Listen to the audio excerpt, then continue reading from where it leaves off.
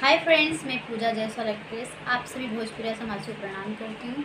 हमारे बीच एक नया चैनल आया जिसका नाम है तमन्ना भोजपुरी म्यूजिक चैनल। तो आप सभी लोग उसका वीडियो देखिए और कमेंट्स बॉक्स में ये बताइए कि कैसा लगा आप सभी को, और लाइक कीजिए, शेयर कीजिए और ज़्यादा से ज़्यादा सब्सक्राइब कीजिए। Thank you.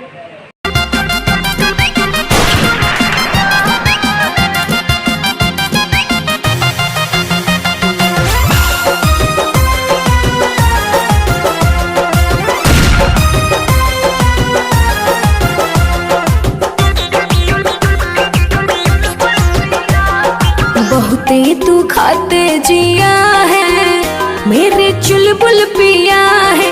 बहुते तू खाते जिया है, मेरे चुलबुल पिया है। चुलबुल पिया है, मेरे चुलबुल पिया है, मेरे चुलबुल पिया है। जियरा में दर्द दिया है, मेरे चुलबुल पिया है। बहुते तू खाते जिया है, मेरे चुलबुल पिया है।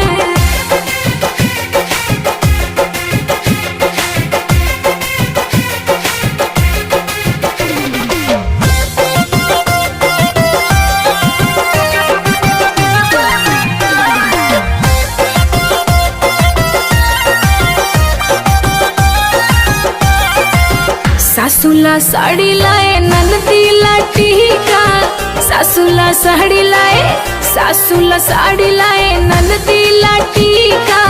हमरा लाया बलम राह रंग फीका, देवर ला कचरी लाया भोसुर लाई। हमरा ला चना लाया मोर हर जाई, मोर जवानी तूफानी किया है, मेरे चुलबुल पिया है। बहुते तू खाते जिया है, मेरे चुलबुल पिया है।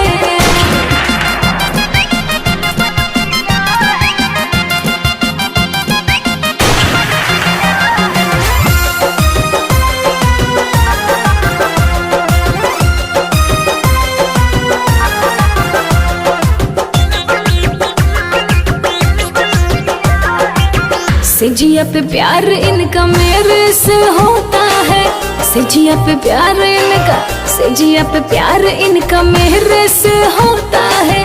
दिलवा में दिलवा तड़पिए के रोता है, घर परिवार तो है इनको